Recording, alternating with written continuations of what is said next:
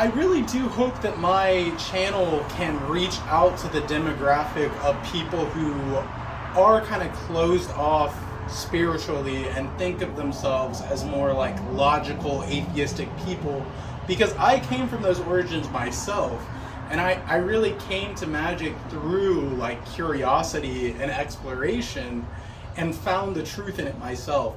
So I just want to encourage that type of demographic, but also I want to point out that this is a mindset that's encouraged in magic in general. You'd be hard pressed to find a book about magic that doesn't tell you to keep your own journal and keep your own record of your experiments and their results. So I just hope that we can all be kind of like unified on this and throw out a lot of those like religious beliefs and dividers and just kind of view this as more of like a scientific practice, really. Welcome back, everybody. This episode is going to be on the fundamentals of magic, so probably the most important one, just how magic works. And in order to teach that, what I'm actually going to be talking about is why magic works. Because one, that's just interesting to talk about, but two, like talking about why it works is a good segue into a lot of points that I want to make. So the first one that we're going to talk about is that it's just human nature. And that's a really important thing to discuss, right? Because that is like a huge misconception and thing that needs to be addressed, is like, honestly, magic and supernatural and psychic, all these words are kind of like really bad words to describe the things we're talking about when we use those words, because it really is just a natural part of being a human and kind of more like a lost art that has disappeared throughout history. And a really good example of that is the rain dance. The rain dance, or like different superstitious practices to create weather, are one of the oldest, like most consistent things that you'll see magically across different cultures. So that's a great example of like how this is more of just a natural human thing than something supernatural. And to just elaborate on that, like I also just want to make it clear that that's also one of the possible explanations of why this stuff works, is it's just part of being a human being that you can use your energy and your imagination to cause things to happen in physical reality. So now let's go into how magic works after we've gotten that one possible explanation out the way. So basically, magic is just believing in the power of your imagination. And it is a little more specific and a bit more complicated than that, but it also really is that simple. I could use better words like energy and intention, stuff like that, to get the concept across to you more powerfully, but it is important that you realize that the way we move energy and the way that we set those intentions and things like that is really just good old-fashioned imagination. So you really are just kind of like testing and seeing what it is your imagination can do in reality. Yes, it is just your imagination, but obviously it's not as simple as just imagining something and it happens. So you do have to be realistic and practical and be a scientist, be an experimenter, to see how much your imagination can affect reality, and specifically how it can affect reality. So yeah, it is totally just your imagination, and I really hope you do realize that you can do magic. Like, you could almost stop the video right here and just try to force things to happen with your imagination, and that really is the fundamental practice of magic. Important that you understand that it's just the natural process of imagining things and seeing where that can take you. However, there is two kind of paths that you're going to take in order to force your imagination into reality. So this is probably where I need to start making this like an actual example, right? Like, let's say I wanted to manifest or create $100 bill using raw energy, raw imagination, and raw intention, right? So what you could do to make that happen is design a sigil or a symbol in your head that is meant to convey that that's what your intention is. So for example, I could just imagine like $100 bill, right?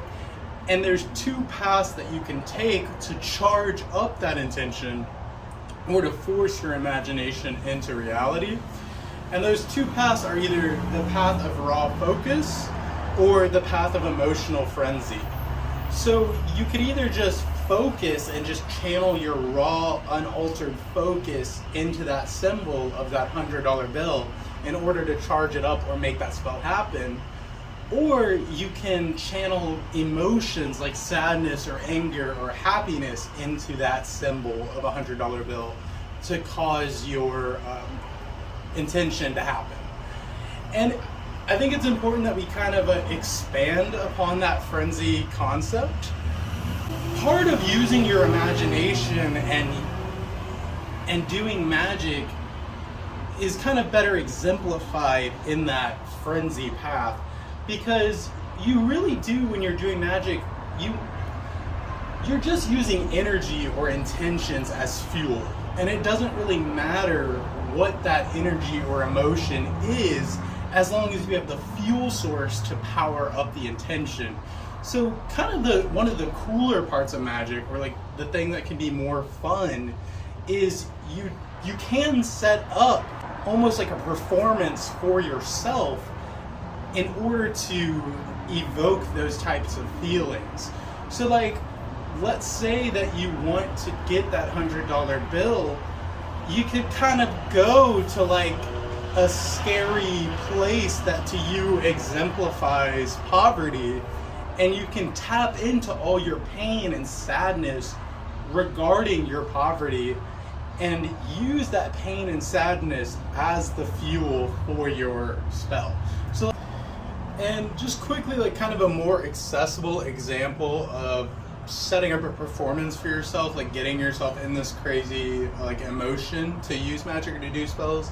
I think a great example is like if you did want to contact a spirit, you can go out at 2 a.m. and like go to the crossroads or just go someplace that you find creepy to intentionally get yourself in that mindset of like something supernatural is going on here. So hopefully that's kind of a more like, maybe you understand more what I'm saying of like setting up a performance for yourself almost to get yourself to feel a certain way. Is like you could get yourself in this really creepy magical feeling by going to an environment that is more traditionally creepy and spiritual, like an abandoned psych ward or something like that, you know, to get those emotions started and then channel them.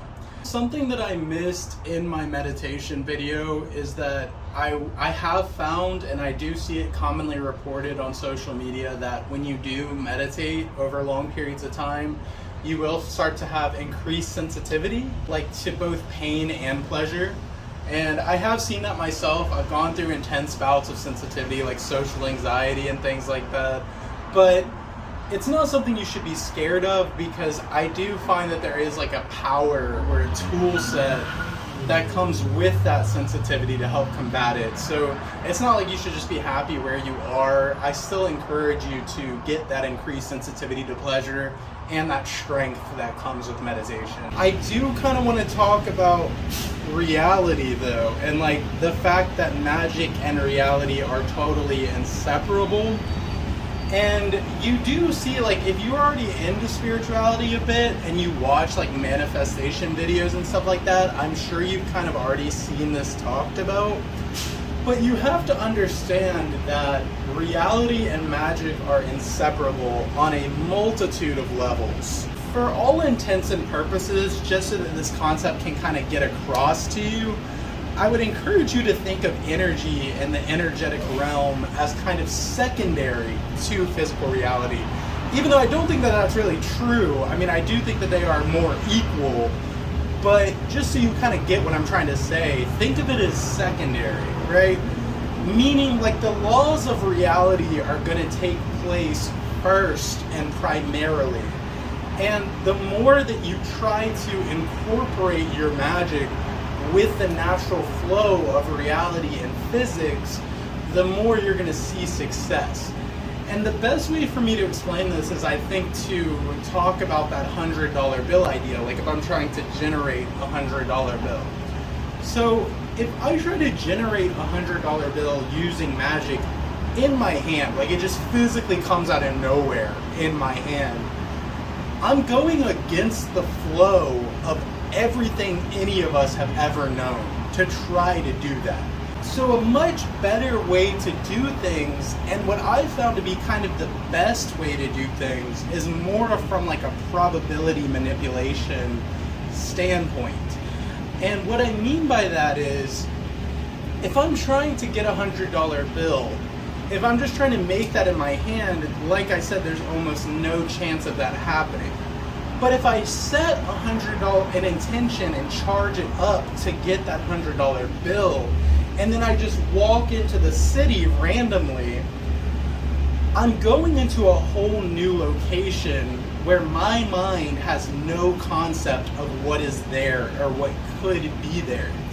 So in that void of my ignorance, there's an entire nexus of potential and probability for the universe to work with. So it's much more conducive with the flow of reality, and I just found that this idea is how Magick works the most effectively in my life. Is if you go to somewhere with that total void of probability, you open up this window for the universe or God or whatever you want to call it to present you with what you wanted in a multitude of fashions. There's so many options for the universe to work with. And that, like I said, that is something that like you might have seen talked about in other spiritual paths. Like if you're trying to manifest something, but you do the same thing every day, like you don't even leave your house, there's no avenue for you to get what you want. I mean, there's just not even an access point for anything to interact with you.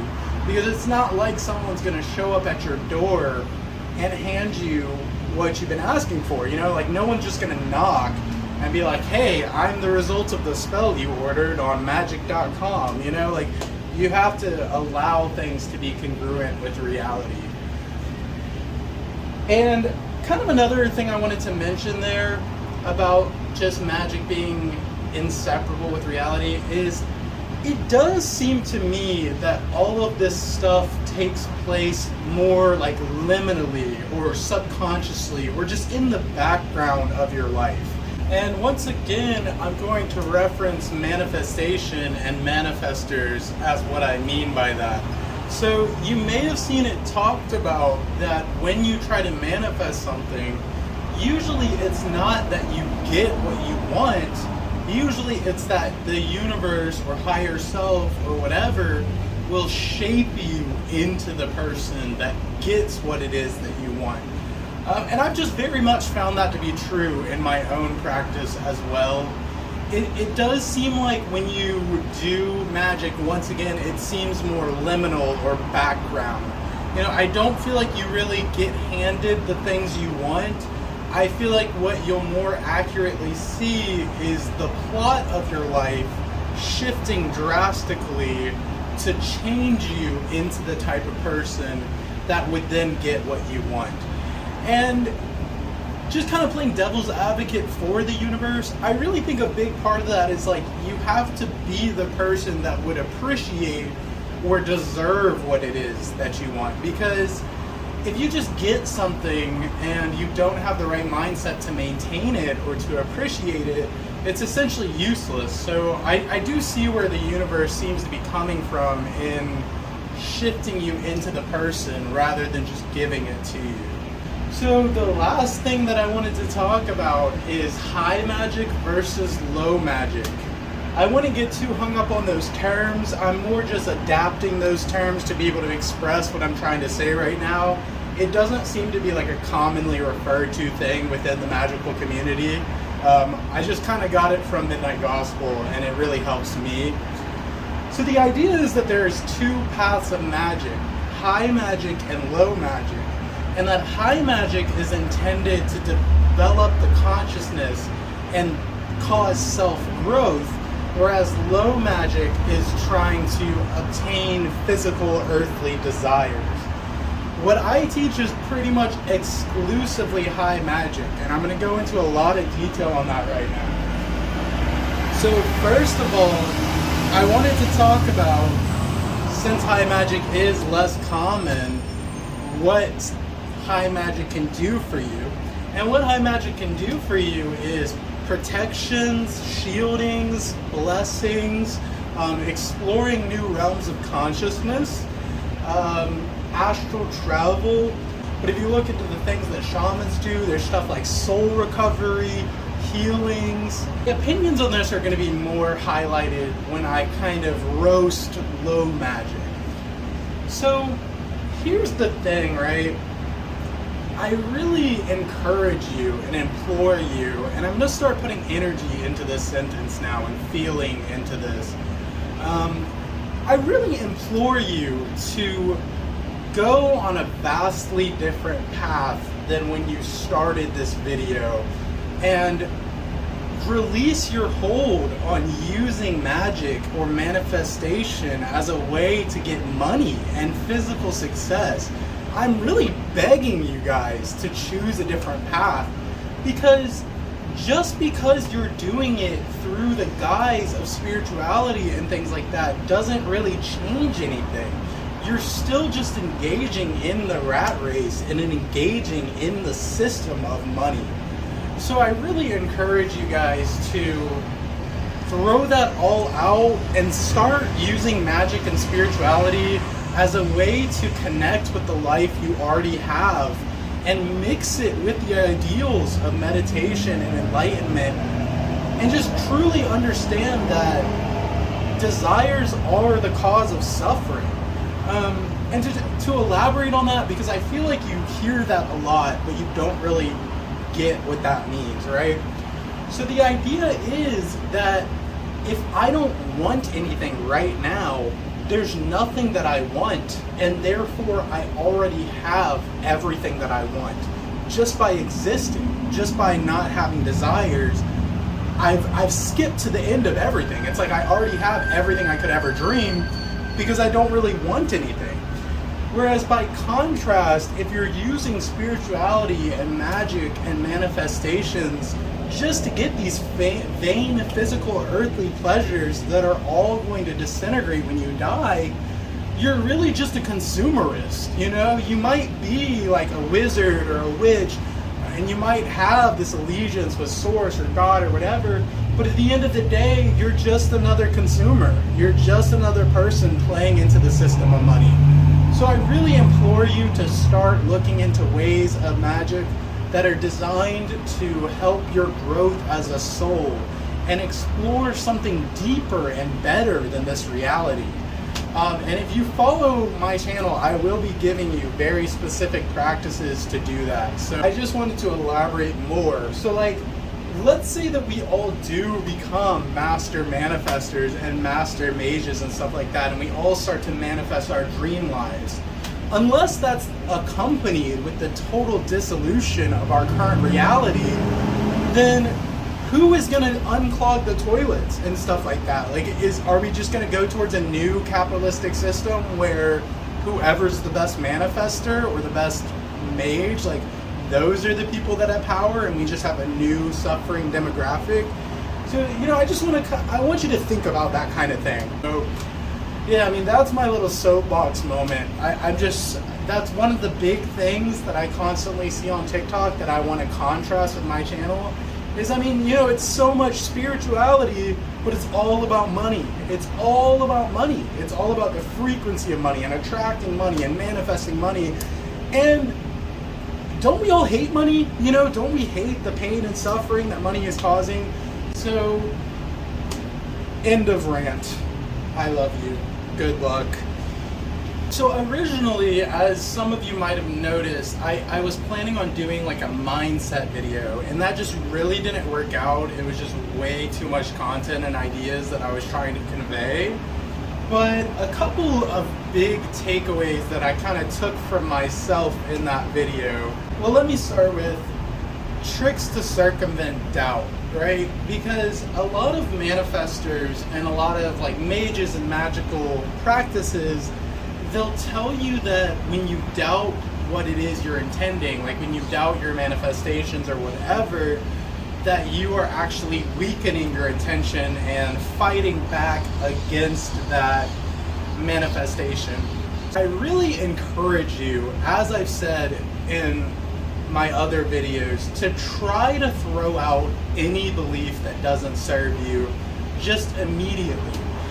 Because you don't want to limit your power or limit the ideas of what your mind, body, and soul are capable of based on what other people are saying. You know, especially because there is such a strong idea or hypothesis, which I am going to mention later, that your mind is actually creating your reality. So I just really encourage you to, when people give you these ideas, to analyze them and ask yourself, and this isn't even just about magic, I mean, this is just life in general, because people are always putting things in your head, you know, so I want you to really encourage yourself to start logically analyzing these thoughts and ideas that other people give you. And if they don't serve you, if they aren't helpful, empowering ideas, to try to just throw them out and disregard any belief that limits you. A caveat to that, though, I have found that some things, some beliefs, even if they are limiting, do just end up being true. So try to throw those ideas out, but if it may, you know, you also have to stay logical and practical and grounded and be a scientist about this stuff, because you really might find that some of those limiting ideals are true. And one thing specifically, which for me is like a big example of that I've found in my life, is I really dislike limiting ideas and things that label you and put you in boxes. So personally, one of those ideals that I tried to throw out was zodiac signs, because I didn't like that they were so constraining. And if you research deeper into them, they even tell you that, like, if you don't have access to certain elements in your chart, you're always going to be at a disadvantage. So basically what I'm saying is, like, zodiacs, not only do they label you, but they also like paint a picture that some people are superior to others. But like I said, I've kind of found that unfortunately that really is the reality. It does seem that there are people who are more equipped, or their souls are more experienced to handle things like this. And it does seem that like if you look up just your sign, it's pretty easy to like dismiss zodiacs. But if you look up your full chart on a good resource, it's pretty insane, the accuracy. So, you know, I just wanted to throw that out there as like a relatable experience of, like, try to throw these ideas out that limit you, but also they could be true. So you know, you have to really explore for yourself. But back to what I was saying, you know, just try to throw out any ideas that limit you. Try to logically analyze these ideas and narratives that people put into your head. And try to think about the motive of these people putting these ideas in your head. I feel like I have to use kind of a more loaded example to explain that, which is like global warming is one of the biggest examples for me, or even like fake scarcity, right? Because which is a more likely motive for those two narratives? That scientists and good people and intellectuals are lying to you about the existence of global warming for literally no reason, or that the 1% is lying to you about global warming being fake so that they can continue to ravage our world and have power. So, you know, just when people put these ideas out there, think about why are they saying that. And that reminds me of the last point I was going to make about people putting thoughts into your head, is also ask yourself, where do these thoughts come from? And you can apply all of these things even to your own thoughts. You know, so when you have a thought that comes up in your mind of like, I suck or I'm terrible, sit there and think to yourself, like, where is that thought coming from? What are the motivations of that thought? Like, why is that thought out there at all? And you know, just like literally, where did it come from? Like, who is the person who initially put these thoughts in my head to make me feel that way? That is one big thing I wanted to get out there from my mindset video that I did privately that I deleted, is truly start to really analyze your beliefs and your subconscious beliefs and eliminate things that restrict your power, so that way there's no beliefs restricting you from doing your magic and your intentions to the fullest. Another part of that is I have kind of a trick to circumvent that doubt. Like people say, when you have doubts towards your manifestation, towards your intentions, you're weakening them. My antidote to that poison is to say to yourself that you're just such an awesome and powerful being, or that source or God or whatever is such a powerful being that it doesn't matter if you doubt it, it's going to happen anyway. So that's a good trick to tell yourself, or even you could even tell yourself, because it is your internal world and you're the one setting these intentions. You can even tell yourself that when you doubt it, it gets stronger, because why not? You don't have to follow the narratives other people have set out. You can believe that in your heart, that whenever you doubt your spells or your manifestations, that they become doubly as strong. There's no reason not to believe that. It's much more helpful than to believe that you're weakening yourself by having doubts.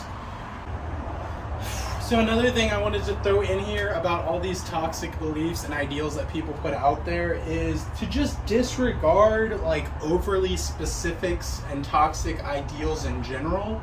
Like if people are telling you that you have to do things in this specific regimented way or it's not gonna work, once again, I invite you to consider both sides. Like maybe that is true, but maybe it's not, and I just want you to disregard like all these overly specifics that are limiting you, and believe, like I believe, that truly intention is what matters. Because I really do believe that.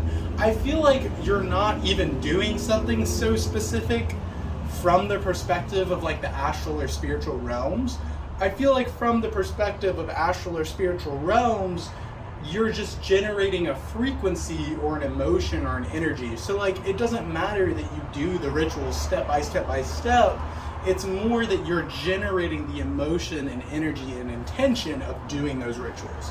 So don't let anyone tell you that like things have to be this specific regimented way. And also, if you want to do your own research, a very useful thing to help convey this is chaos magic. Chaos magic is a new field where people are starting to just do magic totally freeform and however they want to do it, because that really is already how it works. So you can start looking into that or reading books about chaos magic to see what I'm saying, that like things don't have to be so regimented. I wanted to kind of address the skeptics here, just because skeptics are kind of funny to me, especially because one thing that I firmly believe is that the powers of evil have been conscious and are like working to keep us down. And people are really doubtful of that, and people are really doubtful of magic in general. And I just kind of wanted to throw out there, like, addressing the skeptics. Why would we all be doing this since the beginning of time if it wasn't real? And what would be my motivations as someone who's been doing this for 6 years to continue doing this for years and to make these videos? And like, someone in my inner circle has been doing it for like 25 years. So what would be her motivations to do this for 25 years if she wasn't getting anything out of it, Because that's how I got into magic, is I just saw how seriously other people took it, and I took interest, and hopefully that kind of catches your interest as well. But I think that summarizes everything I wanted to say about the basics. But now I want to go into our second explanation of why it works. And this is a big one to me, because this is really where my practice has very strongly led me. One explanation of why magic works is simply because of Source or God or the universe or your higher self. And before I go into this, I wanted to elaborate on higher self, or just on people who are atheistic or more logical. I do invite you to, if you are more of a logical person, or if you feel uncomfortable with ideas like source or God or whatever, to start just calling out to and invoking whatever the highest, most logical, most benevolent power is. Even if that's exactly what you say, like, I invoke the most logical and beneficial power. And I'm going to go into a lot more detail about this because, like, there's a lot of reasons that I have for wanting you to do that.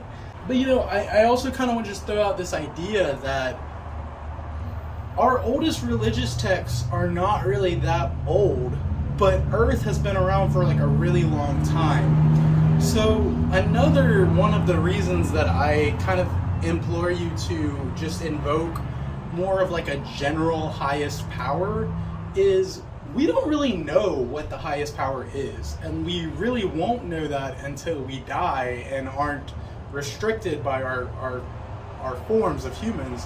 So I hope once again that we can kind of shed a bunch of the barriers between us as people by like dropping a lot of the religious context by just invoking the highest power regardless of what it is. I think it's very likely that we've forgotten what the highest power is, or we don't know its name.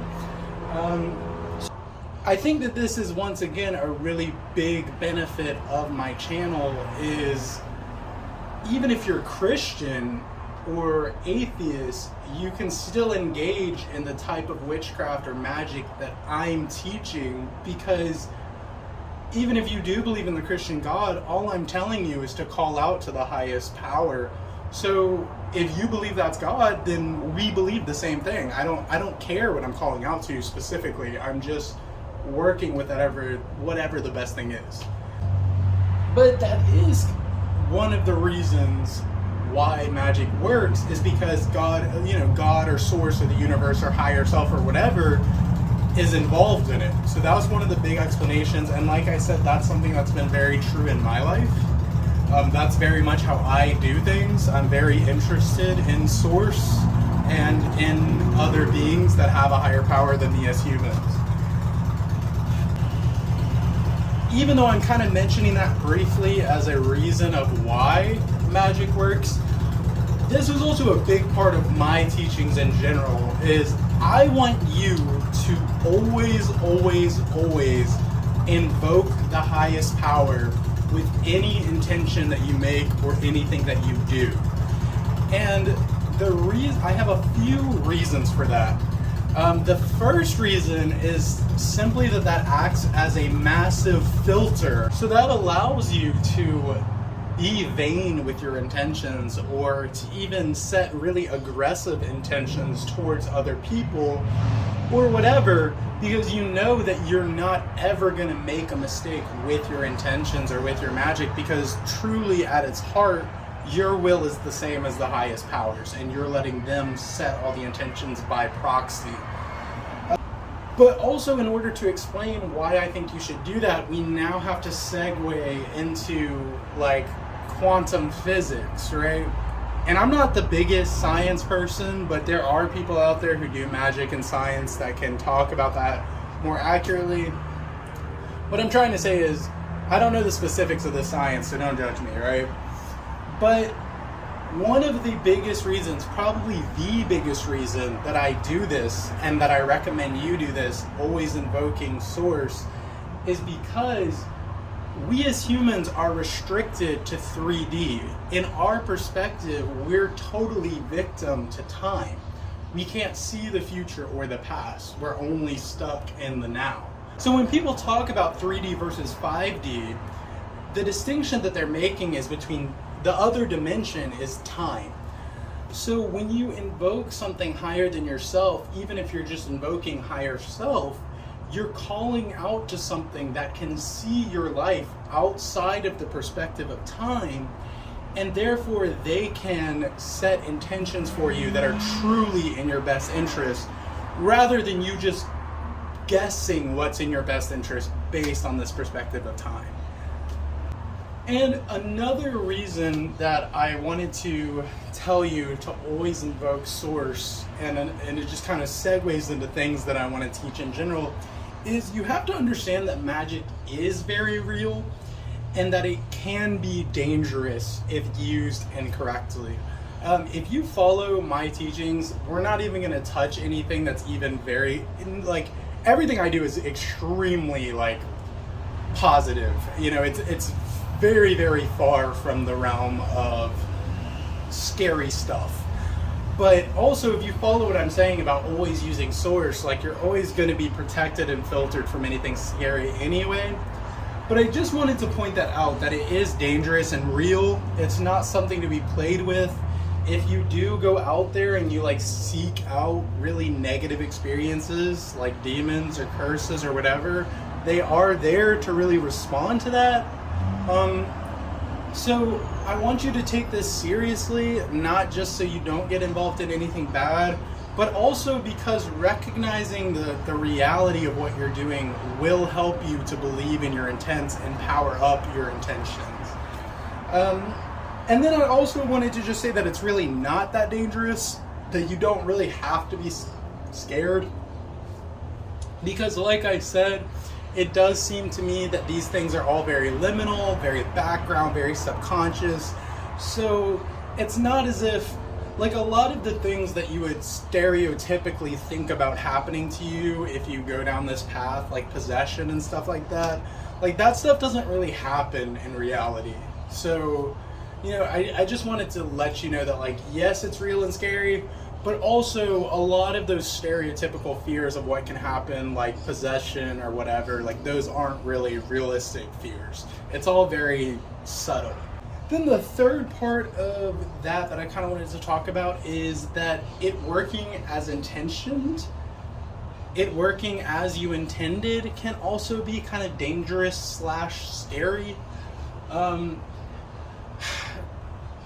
It just goes back to what I said about the manifesting. Like, what you'll find is that it really changes you more into the person that gets what you want.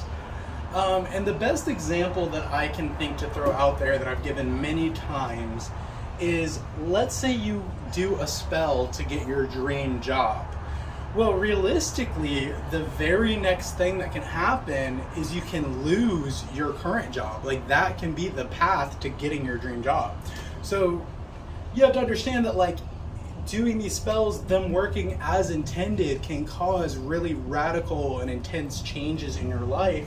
And you just have to follow the path and trust that you're getting what you want.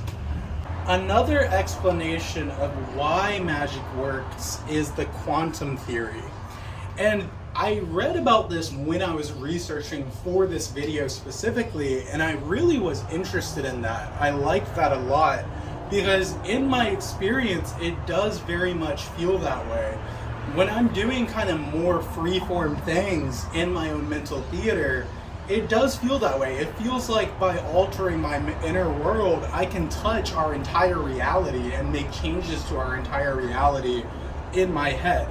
So that's another explanation of why magic works, is the quantum theory, that by manipulating your own inner quanta, you can manipulate the entire reality because we're all connected through string theory. And I wanted to say that, like, this is another one of those ones, like it being human nature, that even though I'm presenting it as a hypothesis, I think all practitioners would unanimously agree that this is true. You can affect people energetically across the barriers of time and geography. And to actually show you that, I'm going to insert a clip right now of me channeling positive energy towards you. And I do find that these types of things, they do tend to work better with consent. But here's another point I wanted to make, is if that scares you, if the idea of giving consent to me to channel energy towards you scares you, I actually agree with that line of thinking heavily. And I want to bring that back to the idea of always invoking the logical highest power to filter things like that. So I encourage you to agree and consent to this positive energy in a fashion like this. I consent to all positive workings within my best interests, where I consent to all that Source would agree to, or God would agree to, of this working. So that way you're naturally filtering out any negativity, and you know that you're not making any mistakes by consenting to that energy. So that's just a great example of why I always invoke Source. And also this video, we're going to talk about the implications of it if you do feel some kind of positive results.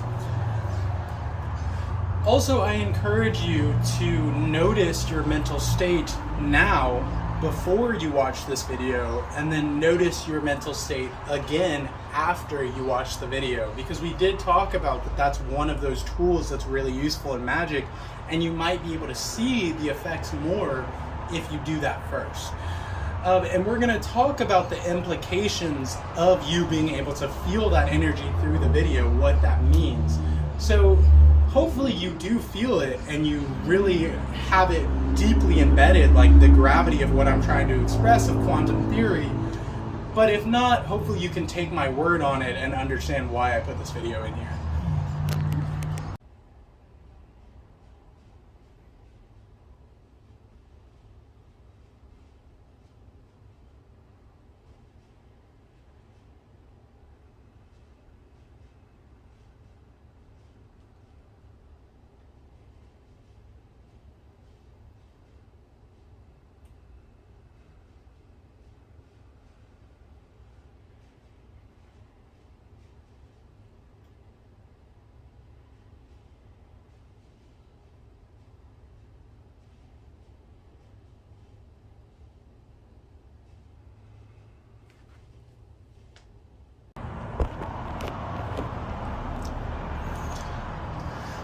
So if you were able to feel the positive results of that video, here's the thing.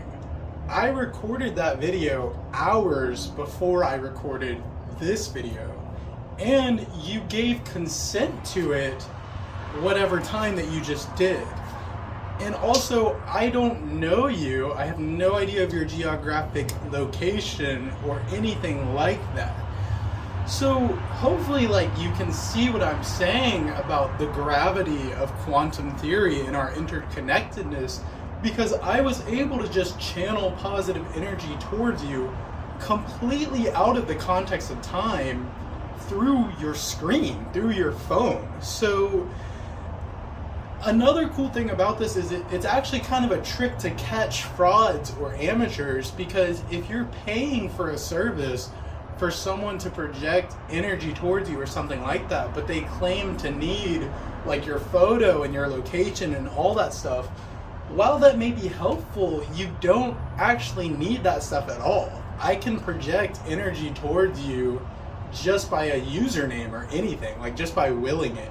So if you felt positive effects in that video, hopefully that is a really mind-altering experience for you to realize that time kind of doesn't exist and that we're all interconnected. That really covers everything I wanted to say. There is two more different belief systems of why Magick works that I wanted to throw out there. So one is the pattern theory, or the idea that our thoughts create our reality. And what this theory is basically saying is that these gods or rituals are thought forms and patterns that we are cementing in the consciousness realm.